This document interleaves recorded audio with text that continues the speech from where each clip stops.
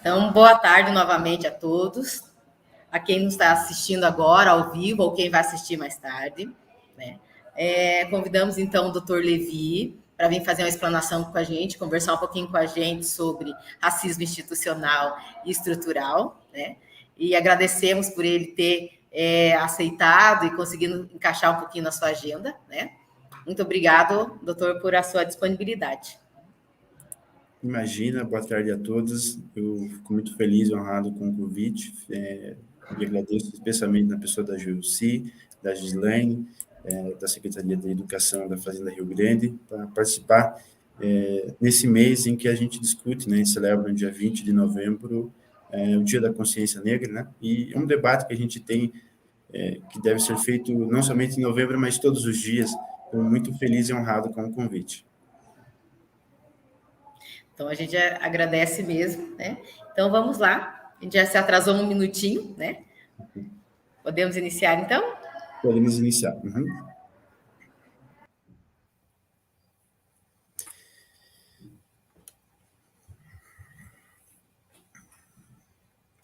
Então, pessoal, a gente vai começar hoje a discutir, né, um tema muito interessante, que é o racismo institucional e estrutural. E eu gostei muito do título do evento, né, Diversidade Étnico-Cultural, Educação e Preconceito, né, e eu com isso. Essa parte final, e eu com isso, ficou muito legal, muito bem criativo.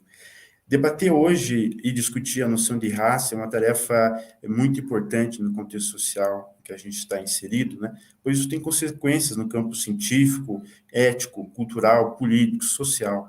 Então, pode passar o slide. Eu vou inicialmente discutir com vocês alguns conceitos, algumas definições, em que pese a minha fala seja um pouco teórica e conceitual.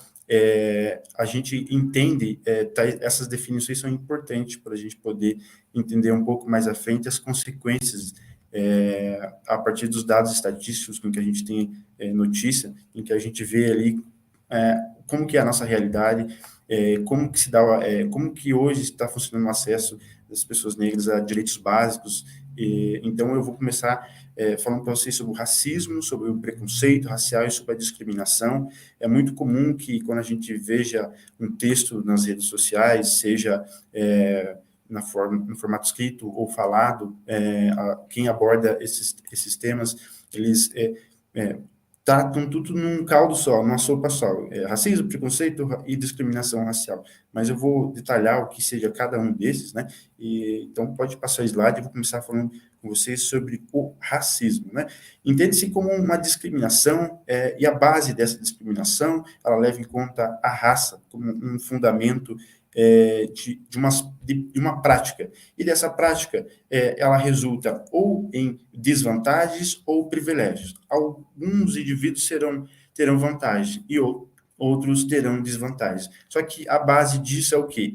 Depende do grupo racial ao qual aquele indivíduo pertença. Então, a depender do grupo racial em que uma pessoa pertence, ela vai ter ou privilégios ou desvantagens e prejuízos.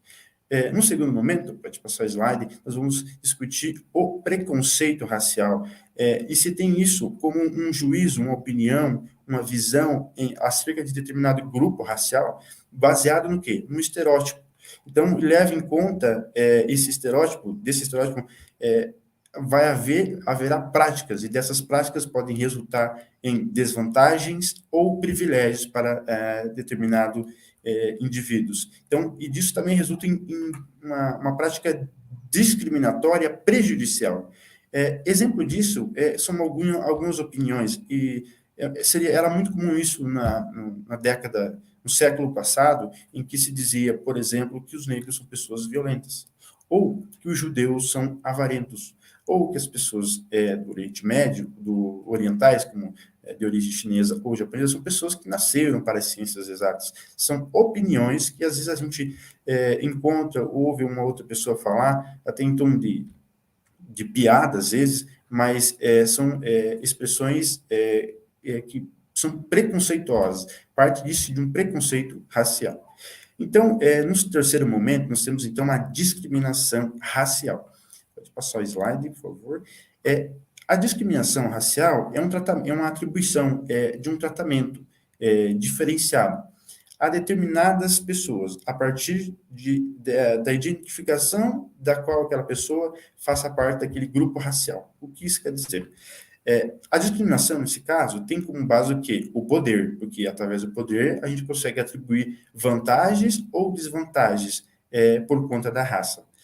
Isso se manifesta de duas formas. De uma forma, tanto pelo viés direto ou pelo viés indireto. A discriminação direta, ela diz respeito, é muito claro, é muito ostensivo, é muito lúcido. A gente percebe isso de cara. Então, é motivada essa discriminação pelo quê? Pelo motivo racial, pela cor da pele. Isso ocorre em países em que se permite a entrada de negros e judeus no país. Eles aceitam que esse grupo racial entre no país, mas determinadas localidades desses países, os negros e judeus não podem entrar. Há alguns países que até hoje eles negam visto de entrada se vê que a pessoa tem ali no passaporte uma origem persa ou até mesmo uma origem árabe. E já num segundo momento, a discriminação indireta, ela é já um processo intergeracional. O que isso quer dizer? Então, as pessoas sabem, a discriminação indireta, que existem grupos minoritários raciais que estão em condições, em desvantagens. Eles não têm o mesmo acesso, não têm as mesmas oportunidades, as mesmas chances que outros grupos raciais. Então, as pessoas sabem, mas não querem enfrentar isso. Então, é como se houvesse uma neutralidade racial. Ou seja, não se leva em consideração que outros grupos eles têm uma diferença social significativa comparado a outros. Os autores que abordam isso, essa abordagem pela discriminação direta, é muito comum encontrar na literatura três expressões, né? A discriminação de fato, ou a discriminação por impacto adverso, ou até mesmo a discriminação pelo direito. Um segundo, a discriminação tem como resultado o que eu vou falar na sequência, que é a estratificação social. Pode mudar a slide, por favor.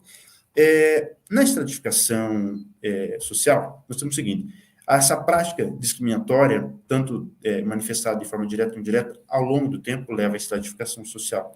E isso, essa estratificação social, já é um fenômeno não mas entre gerações, intergeracionais, em que tem como resultado a discriminação gera estratificação. A estratificação, ela repercute de forma negativa no percurso de vida daquele grupo racialmente identificado. E de que forma? Vai impactar no crescimento profissional, nas chances de ascensão social, até mesmo chega a influenciar as chances material, ou seja, se aquela pessoa vai ter condições de se sustentar. Então, nós temos esse resultado nefasto de uma discriminação que gera a estratificação social. Hoje, é muito comum a gente ver alguns projetos de lei a discriminação positiva. E isso é o seguinte: a discriminação positiva, ela identifica aqueles grupos que historicamente foram discriminados, que não tiveram acesso aos seus direitos básicos, e a fim de quê? De fazer, de tentar corrigir as desvantagens, de tentar corrigir os prejuízos que esse grupo sofreu ao longo do tempo. Então, pois a discriminação negativa, direta ou indireta, provoca prejuízos e desvantagens. Então, dessa forma, as políticas de ação afirmativa em geral, geralmente, têm como pano de fundo, como fundamento mesmo, a discriminação positiva. Pode mudar o slide, por favor, que eu vou falar na sequência sobre, antes de chegar nas concepções do racismo, eu queria aprofundar essa questão da segregação. Pois é o seguinte: a segregação, ela leva a uma divisão espacial, podemos dizer, a uma divisão geográfica de determinado país, de determinada região.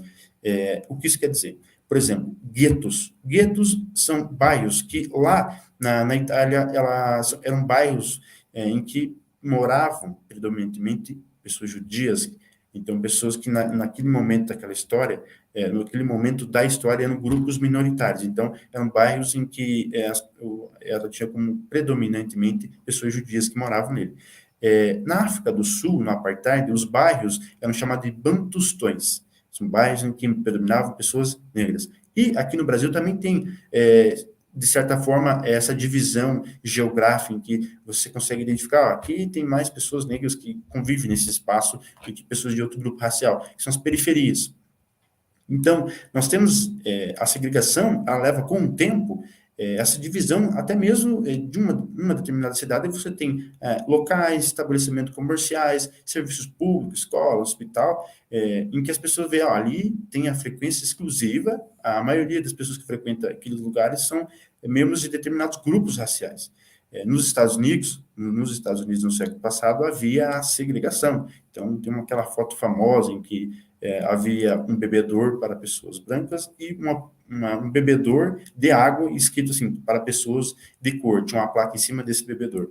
Então, se a gente for ver, o apartheid na África do Sul também exerceu essa divisão espacial de raça, ou seja, há bairros, lugares que moram pessoas de determinado grupo racial e há determinados locais, bairros e regiões em que predominam pessoas negras. Então, autoras hoje, como a Michelle a Alexander, se não me engano, e a Angela Davis, elas dizem que a segregação permanece em vigor nos Estados Unidos, por isso que a maioria da população carcerária estadunidense é formada de pessoas negras. E eu vou falar um pouco mais para frente para vocês a respeito como que se dá quais são os dados estatísticos que a gente tem sobre a política de encarceramento dos negros hoje no Brasil.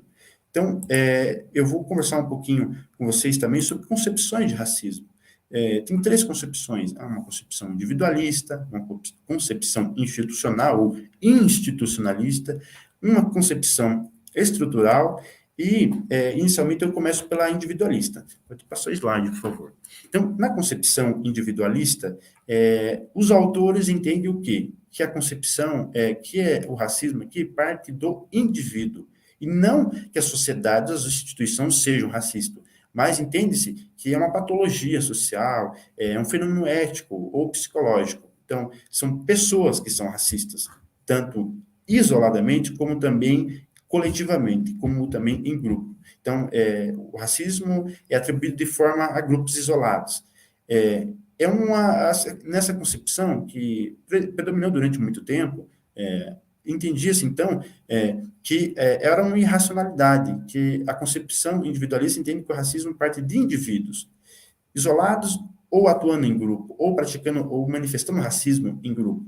E a providência que a concepção individualista pregava, poder corrigir essa patologia, no campo jurídico. São sanções de natureza civil, de natureza penal. Então, para esse tipo de concepção, não há sociedades ou instituições racistas, mas indivíduos racistas, que agem isoladamente ou em grupo. Aqui nós temos claramente uma percepção da discriminação direta. Em segundo momento, nós temos a concepção institucional. Nessa concepção institucional, o racismo, ele já decorre, ele já é uma consequência do defeito, do mau funcionamento das instituições, pois elas atuam em determinada dinâmica, em determinado movimento, e essas instituições conferem, ainda que indiretamente, vantagens ou desvantagens a partir da raça. Então, aqui nós temos a discriminação indireta, mais sutil. Então, o que as instituições são? Na instituição que você entra um indivíduo e sai um sujeito. Eu vou falar um pouco mais para frente o que isso quer dizer. Então, e o que a concepção institucionalista prega? Qual é a solução quais são os mecanismos que eles indicam para poder corrigir esse racismo que parte da instituição? São medidas de ações afirmativas que aumentem a representatividade das minorias raciais. E também que isso possa alterar a lógica interna das decisões que essas instituições tomem para poder corrigir o racismo manifestado de forma institucional. No terceiro momento, nós vamos falar sobre a concepção estrutural. Aqui, tanto a concepção institucional como estrutural, elas são um pouco mais aprofundadas, os estudos são mais reflexivos, mais verticalizados. Então, na concepção estrutural e institucional, a gente percebe um maior aprofundamento, Então, a concepção estrutural, ela diz que o racismo decorre o quê? Da estrutura social, ou seja, do modo normal, de como se constituem as relações. E quais são as principais relações da sociedade? São políticas, econômicas, jurídicas, familiares, até mesmo religiosas.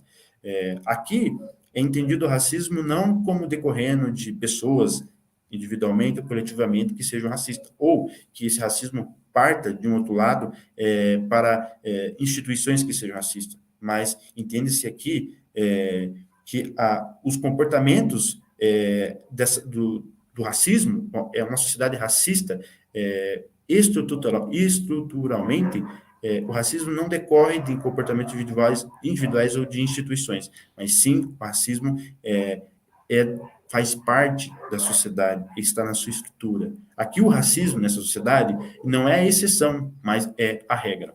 Então, o que a concepção estruturalista indica como uma solução, como mecanismos para coibir o racismo? Eles pregam que sim, deve ser combatido o racismo tanto individualmente como dentro das instituições, mas é necessário ir mais a fundo, é imperativo, é indispensável que seja analisado e seja pensado mudanças profundas nas relações sociais, nas relações políticas, nas relações econômicas, pois o racismo faz parte dessa estrutura. Então, é necessário fazer essa análise. Vou falar um pouco para vocês agora, a partir de tais concepções, sobre alguns dados estatísticos feitos por dois institutos, tanto o Locomotiva como o IBGE, que abordaram as pessoas e nesses levantamentos estatísticos constatou algumas informações que é interessante para a gente poder entender como a teoria, como a concepção estruturalista e institucionalista, ela nos ajuda a ler essas informações de uma forma um pouco mais crítica. Segundo um estudo realizado pelo Instituto Locomotiva, 2/3 dos trabalhadores brasileiros conhece alguém que já sofreu preconceito, discriminação e humilhação ou deboche no seu ambiente de trabalho. E de todos esses casos registrados, 69%, podemos até arredondar, por 70% dos casos que foram registrados têm como causa discriminação por cor ou raça. Até mesmo um outro estudo, outro levantamento agora feito pelo Instituto Brasileiro de Geografia e Estatística, o IBGE, diz que os pretos e os pardos somam 56,1% da população nacional, mas ocupam cerca de 24% da Câmara Federal. E se a gente faz uma análise, um recorte da representatividade das mulheres negras, elas compõem apenas 2,5% das cadeiras do Legislativo Federal. As mulheres são a maioria da população brasileira. Elas representam hoje 52% do eleitorado, mas aqui menor tem representatividade no Legislativo. Em outra pesquisa feita agora pelo Instituto Locomotiva, eles apontou que durante a pandemia, as pessoas foram obrigadas a ficar em casa, a cumprir os protocolos de higiene, distanciamento social. Foi constatado que os pretos eles têm 6 pontos percentuais a menos que outros grupos raciais acesso à água encanada. É um serviço básico. Todo cidadão tem direito e deveria ter acesso. E, em relação ao saneamento básico, os pretos têm 16 pontos percentuais a menos que outros grupos raciais em relação à rede de esgoto e saneamento básico. Então, a gente percebe que entender o racismo como parte da estrutura e das instituições, essa é um levantamento fático. E aqui nós vemos como isso é atual, isso é real, isso existe. E uma outra informação, também dentro da pandemia aqui, dentro desse estudo que foi feito. 4 em cada 5 pessoas negras não têm acesso ao governo médico. Em outro levantamento, 4 em cada 10 pessoas negras afirmaram, nesse levantamento, em entrevista, que faltou recursos para poder comprar comida, alimento, durante a pandemia. Então, nós temos, como consequência do racismo estrutural, nós temos isso. Nós temos aqui a fome, nós temos a miséria, nós temos aqui o não acesso a serviços essenciais previstos na Constituição, como água encanada, saneamento básico, serviço de saúde pública de qualidade. Nós não temos isso. E sem contar ainda uma atual política de encarceramento dos negros. que também tem sido resultado de um racismo que parte da estrutura, de um racismo estrutural.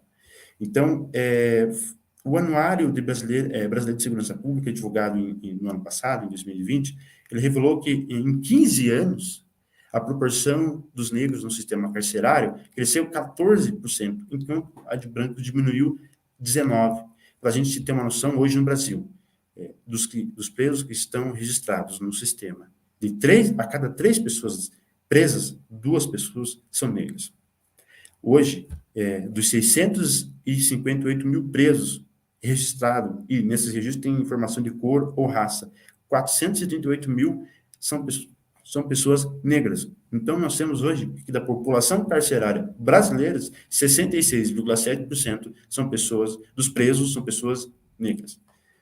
Avançando um pouquinho mais, para que a gente hoje possa discutir o combate ao racismo, o combate ao preconceito, o combate à discriminação racial, o Estado, as instituições, as escolas, as empresas e os diversos ambientes em que tem convívio social, eles precisam adotar políticas antidiscriminatórias. Por meio do quê? Por meio das ações afirmativas. Esse cenário descrito acima, nesses levantamentos estatísticos, ele não é um cenário em que resulta de um ato individual ou coletivamente, de um racismo individual ou coletivamente, mas isso, a causa desse cenário, ele é mais estrutural, decorre de estruturas sociais. E o que são essas estruturas sociais? Os campos, tais como a economia, a política, o direito, até mesmo a educação. Tudo isso, se essas instituições, elas são muito importantes, se elas permanecerem da forma como está, intocável, se não houver reais mudanças, essa condição de maior política de encarceramento das pessoas negras e da negação ao acesso aos direitos fundamentais, isso será mantido. A atual situação caótica que a gente descreveu acima será mantida se essas instituições também se mantiverem na mesma situação. Haverá, então, a instabilidade dessa instituição.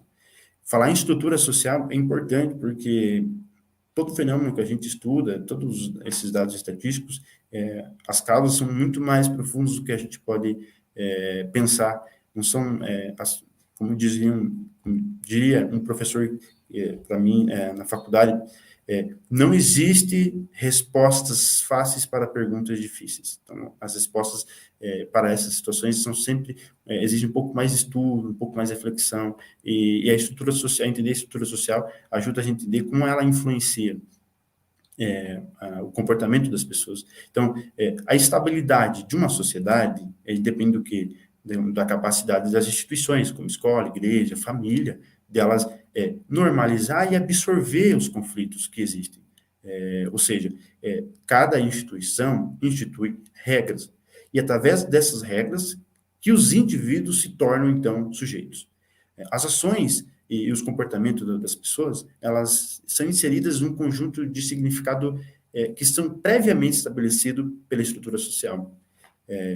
Podemos dizer, então, que as instituições, elas vão moldar, formatar o comportamento humano, tanto de ponto de vista das decisões que essas pessoas tomam, dos gostos, das preferências, dos sentimentos, até mesmo dos padrões de beleza, dos padrões estéticos. As estruturas sociais, as instituições, elas influenciam o comportamento, até mesmo na forma como as pessoas raciocinam, os seus sentimentos e preferências.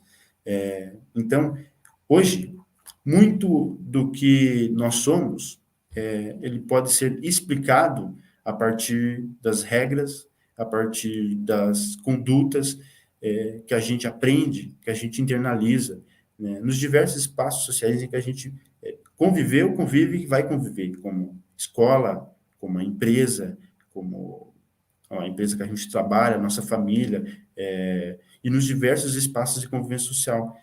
Nós adquirimos hábitos, nós adquirimos formas de pensar, nós adquirimos formas de se relacionar, entre outras características. Por exemplo, na escola. Nem todos os alunos são iguais. Então, é natural que haja conflitos. O que a instituição escola faz? E, geralmente, ela não elimina o conflito, mas ela absorve e mantém o conflito sob controle. Isso tudo parte de acordo com o quê? Com os valores da instituição escola. Isso se aplica da mesma forma à instituição igreja, à instituição família. As instituições, pode passar o slide, por favor, são atravessadas internamente por lutas entre os indivíduos e grupos que querem assumir o controle. Então, a principal tese dos autores que afirmam a existência do racismo institucional é que conflitos raciais também existem no interior das instituições. A desigualdade racial chega a ser considerada uma regra, uma característica da sociedade. E não é, claro, resultado de ações de indivíduos isolados ou coletivamente que sejam racistas, mas fundamentalmente porque as instituições elas são hegemonizadas por determinados grupos raciais. E esses grupos, eles utilizam de mecanismos institucionais para impor seus interesses, tanto político, econômico, jurídico. Assim, para tais autores, eles entendem que o poder dos grupos que exercem o domínio sobre as organizações, tanto políticas como econômicas, são medidas dessa forma, da ascensão ao poder e institucionalização dos seus interesses. Ocorre que, para que tais grupos que ascendem ao poder das instituições, sejam públicas ou privadas, possam se manter nesse poder, conservar esse poder, eles dependem da capacidade do quê? De institucionalizar os seus interesses e mostrar para todo o grupo, para toda a sociedade, quais são os suas regras, seus padrões de conduta, os padrões estéticos, o que é bom, o que é belo, o que é feio, o que não é, o que é certo, o que é errado, fazendo com que isso tenha como resultado final o quê? Fazer com que a sociedade, a instituição, sinta-se normal, sinta-se confortável sob o poder desses grupos que atingem os cargos altos. Tem essa ascensão dentro do controle da instituição. Então, quando a gente estuda o racismo manifestado de forma institucional, o domínio aqui se dá com base em parâmetros. E esses parâmetros fundamentam que baseados na raça, baseados em parâmetros discriminatórios que servem de base para manter a hegemonia daquele grupo racial que chegou no poder. Isso faz com que tenha toda uma repercussão social, pois o quê? Isso faz com que a cultura, os padrões estéticos e as práticas de um determinado grupo tornem-se aquilo que é correto e certo, torne-se aquele horizonte daquela sociedade. Assim, para tais autores, prevalece o domínio de homens da cor branca que ocupam as cadeiras do poder nas instituições públicas e nas instituições privadas. Agora, eu vou falar um pouco sobre instituições públicas. Os autores, aprofundando tal temática, eles veem que o legislativo, o Ministério Público, o Judiciário, as reitorias das universidades públicas ou particulares, elas dependem, em primeiro lugar, da existência de regras e também de padrões, que podem, diretamente ou indiretamente, dificultar a ascensão dos negros. E negros, em segundo momento, em segundo lugar, também depende de que nessas instituições públicas não haja espaço para debater desigualdade racial, desigualdade de gênero, naturalizando, assim, o domínio de determinado grupo racial que detém o controle da instituição. Então,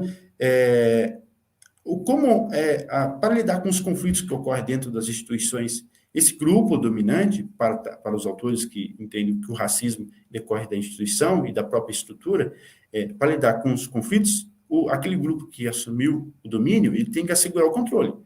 E isso não se faz somente com o uso da violência, mas não, ele também usa mecanismos mais sutis para produzir o quê? Consenso, para produzir que as pessoas se sintam confortáveis sobre a sua dominação.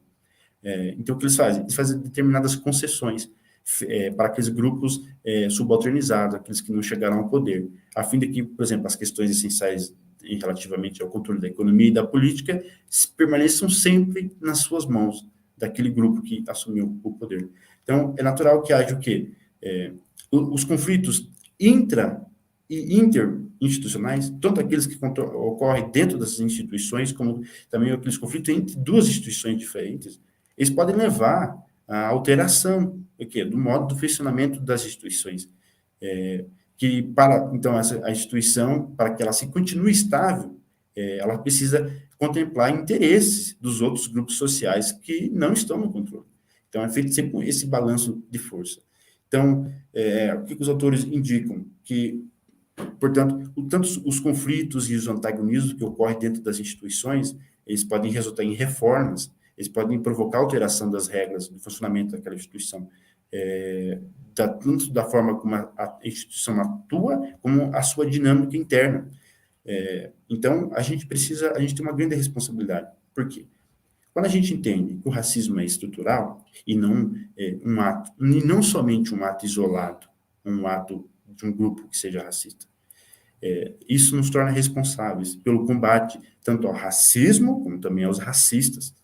Isso consciente, a gente tem que ter a consciência de que o racismo faz parte da estrutura da nossa sociedade. E por isso, ele não necessita de intenção, o racismo necessita de motivo para se manifestar. Então, por mais que uma pessoa, diante de um ato racista, ela se cale, ela não denuncie, ela não faça nada, ela, claro, não é responsável juridicamente ou moralmente culpada. Isso não faz responsável. Mas sim, quando todos nós, enquanto sociedade, estejamos diante de um ato racista, preconceito, um ato de injúria racial ou discriminação racial, quando a gente se silencia diante disso, a gente agora é responsável ética e politicamente. Nós temos uma responsabilidade política, uma responsabilidade ética, pois o nosso silêncio faz com que se perpetue na nossa sociedade o racismo. Então, a mudança da nossa sociedade, para que a gente possa avançar no combate ao racismo, para que não haja sequer motivo para se debater isso, se um dia a gente possa chegar nesse nível, a mudança da sociedade não se faz com denúncias, não se faz somente com nota de repúdio moral do racismo, não é somente isso, mas depende de postura, depende, antes de tudo, de práticas, de adoção de mecanismos antirracistas. Então, a gente não pode viver de modo a desconsiderar o racismo, achar que isso não existe. Por isso que o título eu achei interessante, né? E eu com isso. Muitas pessoas, quando vê um tema como esse, né, podem achar que, debater o racismo, discriminação, preconceito, e eu com isso. Talvez pensar dessa forma desconsiderar que o racismo é sério, ele existe, na prática ele provoca humilhação, desprezo, e, portanto, deve ser enfrentado por todos nós. Com o quê? Com seriedade, com firmeza, com veemência, devendo ser denunciada toda a prática racista, pois é crime. Então, antes de encerrar, eu queria mostrar e exibir para vocês um vídeo curto demonstrando a prática de do racismo, por parte são um grupo de pessoas do RH que vão manifestar a sua opinião acerca de determinadas imagens que eles viram. Então, precisa da ajuda da organização.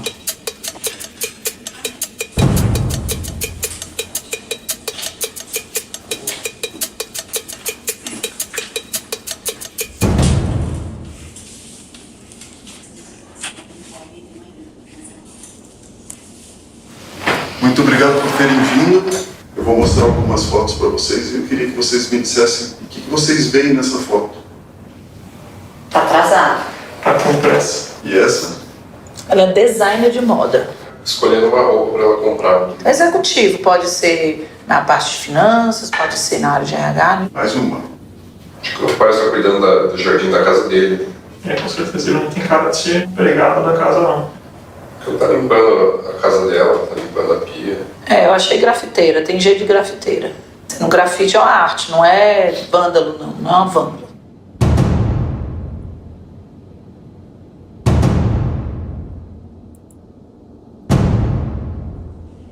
O que você vê nessa imagem? Alguém pichando o muro. Pichadora. E ela? Diarista? Limpando a casa? A empregada doméstica. Um jardineiro.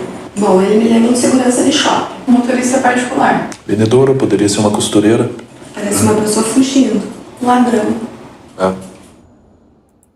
O nome disso é racismo institucional e as consequências são graves.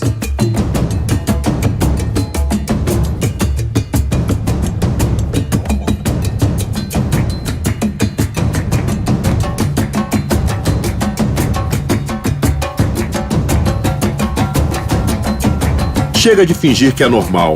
Racismo é crime.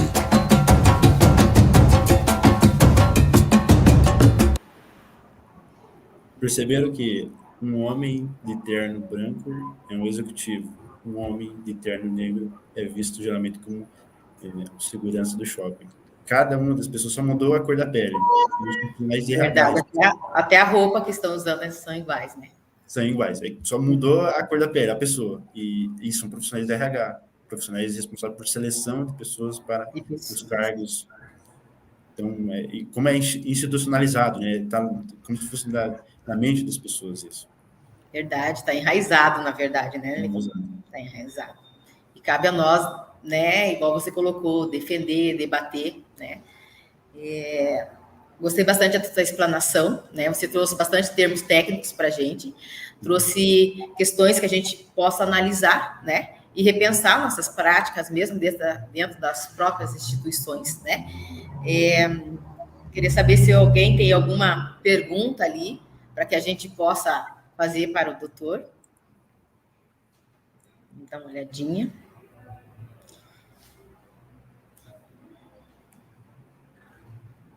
Você tem mais alguma consideração, Levi, que gostaria de fazer? Agradeço mais uma vez a participação, né, o convite para participar do evento, e muito interessante, né, e esse debate ele deve ser feito, sim, ao longo de todo o mês de novembro, mas é um debate que se renova, né, não somente aqui, mas todos os dias, ele se renova a cada manhã, até que a gente possa, né, dizer que um dia chegar a não ter racismo, né, não ter sequer notícias disso. Que tanto vem afligir, né? Porque igual a gente está debatendo já, é uma coisa que mexe com as pessoas, né? Sim. É uma coisa que, igual você colocou, né? A pessoa está ali pichando, não está pichando, né? Pode estar grafitando, né? É realmente a gente repensar mesmo nossas práticas, nossas ações, nossas falas, né? Cuidado com as falas também, porque são questões preconceituosas e que também, né? São crimes, né? E hoje é muito sutil, né? Hoje o racista não vem assim, né? Oi, eu sou racista, né? Não é nítido, não é claro, é muito sutil. Às vezes eu tive essa experiência, né? Eu cheguei numa loja de departamento, tava vendo lá, tava vendo se eu levar um shampoo, não, tava na promoção, aí tava andando pelos corredores e deu um segurança. Eu entrei, olhei para ele, ok, continuei vendo as minhas coisas. Aí eu fui para um outro setor da loja, eu percebi que ele tava olhando para mim. Eu não tava de terno e gravata nesse dia. Tava a paisana, tava de camisa, calça jeans, camisa polo, uma roupa normal, né? Então, a gente percebe isso na prática, é muito sutil. Aí, conforme eu ia circulando pela loja, ele tava sempre a 10 metros. Eu ia para lá, até uma hora que ele me deixou, da outra que ele voltou. É muito sutil, esse é um comportamento que a gente não chega assim claramente, aqui tem um racismo, mas a gente percebe isso em alguns comportamentos. Até com os olhares, né? A forma de agir, né?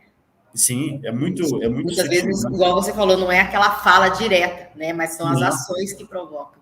As ações, às vezes tem alguns debates assim feitos, eu vi um pouco isso na universidade, até mesmo lá no legislativo, estadual, municipal, federal, de pessoas sentando para poder discutir isso, mas são pessoas que geralmente não são negras, e é difícil traduzir isso. É um debate que tem que ter a participação muito das pessoas negras nisso, né? Porque só nós que sentimos isso, né? De criança até adulto, ao longo da nossa vida, porque a gente tem condições de ver na prática, de sentir isso, e como é importante debater, discutir, combater, principalmente, combater. Que a gente possa crescer, né? E ter uma sociedade mais justa e mais igualitária. Então, mais uma vez, eu venho agradecer, né, a sua fala. Estou vendo ali o pessoal colocando no chat, agradecendo, né? Excelente palestra, colocaram ali, muito bom, né? Excelente reflexão, né? Muitas vezes triste também, deixa a gente triste, porque realmente algumas questões ficam ali escondidas, né? Igual você falou, ficam disfarçadas, né? De boas intenções, né? Então, sim. realmente veio a contribuir muito. Muito obrigado, fico muito feliz. A Simone colocou ali, pode colocar de novo. Infelizmente, isso sempre acontece comigo, muito triste, mas acontece. Pergunto para o segurança se ele precisa de alguma coisa. Realmente a gente vive na prática mesmo. Né? Todo lugar que a gente entra, acha ou você não vai levar nada ou você está querendo pegar alguma coisa. Né? E é muito comum no shopping, às vezes, conforme tem uma questão preconceitual em relação à roupa, né? Eu já fui uma vez numa vara judicial, como estagiário, apresentado uma roupa normal, uma camisa e uma calça jeans. O tratamento foi X, um tratamento meio, o que você quer, né? Outro dia, a mesma pessoa, eu fui de terno e gravata, o tratamento mudou. Usar roupa social ou não te faz menos merecedor de respeito, de consideração. Então, inclusive, acontece muito isso em algumas situações. Então, a gente tem que estar combatendo isso, refletindo, pensando e ensinando para as crianças, né? Vocês têm uma função, acho que muito mais importante, porque vocês pegam as crianças da formação, né? Então, vocês conseguem incutir valores, incutir uma série de princípios, né, em perspectiva diferente, que acho que isso contribui muito para o nosso crescimento. Tenho até uma fala, deixa eu procurar aqui, que uma professora coloca, que assim, que o racismo, ele vem, deixa eu ver certinho aqui, para não errar, que é da Rosilda ali, se eu não me engano é da Rosilda, da Rose. Peraí. Onde que tá? Já perdi. Você conseguiu localizar? Não. Então, tem a outra fala aqui que eu achei agora também, do Douglas. Ele coloca: o racismo existe e está em todos os lugares, até mesmo dentro das religiões, infelizmente. Sim, exatamente. Como a gente percebe, o racismo institucionalizado, ele excede, a gente pensa em instituição pública, né? Mas a família é uma instituição. A família é uma instituição. A igreja é uma instituição. Ela tem regras, valores, cada um na sua própria forma e maneira de ser, tem regras. A gente percebe algumas, às vezes, preterimento. A mesma pessoa, em igualdade de condições, é preterida a determinados cargos ou funções, e geralmente são poder. Cargos em que você vai ter determinado poder, ocorre essa percepção de que os negros em igualdade de condições com outras pessoas, eles são preteridos. Vai ter uma outra oportunidade, vai chegar até o momento, e isso serve, né? O racismo institucionalizado. Então, a gente tem que ter essa consciência e estar avançando nesse debate todo dia, né? Se renovando a cada manhã. Verdade. Encontrei aqui a fala da professora. Ela colocou assim: o racismo nasce com a família e a prática é passada de geração em geração. Né? Realmente tem algumas situações que a gente vivencia isso mesmo. Né? Em relação ao cabelo, né? Esse cabelo é pichain, esse cabelo aqui. Então, uma série de outras expressões que a gente encontra na prática. E começa onde? Na família, na casa. Então, e a pessoa cresce ouvindo isso, achando que isso é natural, né? E não é natural. Não deve ser naturalizado esse tipo de fala, né? É tudo muito sutil hoje, né? Tudo muito mascarado, ou a máscara de boas intenções, né? O racista, ele tem um rosto, um sorriso gentil, um abraço legal, né? Uma pessoa, para você ir para o churrasco, conversar com ela, excelente, mas de repente ele fala uma coisa: opa, esse aqui não é bem assim que... de repente, o carro estacionado, está vendo uma pessoa negra passar perto do carro dele lá, sei lá, às vezes não conhece a pessoa, fica preocupado, já se conhece aquele cara da rua, não é? Daí você percebe, né? É muito sutil, é muito... e está um pouco arraizado isso. Então, a gente tem que debater, ler, assistir os filmes indicados pela professora na Netflix, todos muito interessantes. O 13ª Emenda, do Netflix, é muito legal o documentário, uma série, na verdade, que explica essa conquista histórica dos negros para poder ter o direito ao quê? A ser considerado igual a outros. Então, agradecemos muito mesmo a sua fala, veio contribuir bastante, né? Trouxe mais reflexões para a nossa rede, né? Nós temos aqui professores, temos pedagogos, diretores, temos a comunidade em geral, né? Que foi aberta para a comunidade, temos outras escolas também escolas de formadores de magistério, né, formadores de professores. Então, assim, está bem aberta a comunidade e acredito que venha contribuir com todos, né, para que a gente possa ter uma visão, né, de como ainda está, porque você nos trouxe dados reais, né, de como ainda está o racismo no Brasil hoje, né? Quais são você trouxe ali levantamentos de como ainda está a questão do setor carcerário, né? Trouxe conceitos de racismo, de discriminação, então foi bem válida a sua colocação para a nossa rede. Tá? Agradecemos, né? Ainda tem bastante comentário ali, né? Sou diretora, sou negra, infelizmente o racismo institucional acontece sim, o racismo mascarado de brincadeiras, isso mesmo. Já passei por isso. Nenhuma criança nasce racista, realmente, nenhuma criança nasce racista, as crianças brincam com todos, né? Mas daí tem sempre aquela, não pega na mão, olha não sei o quê, né? Tem sempre essas questões de mascaramento mesmo. Eu também já passei por isso várias vezes. Então, assim, agradecemos demais a sua fala, muito obrigada, né? Não vamos estender mais, que você deve ter a sua agenda meio apertadinha aí, né? Mas agradecemos e... Mas ficamos sempre à disposição da secretaria e de vocês também, né? Porque vocês precisarem. Então tá, muito obrigada, Levi. E, pessoal, assistam as próximas lives, se inscreva lá no evento para poder receber certificado, curta, compartilhe, né? Muito obrigada a todos e uma ótima tarde. E até amanhã. Boa tarde.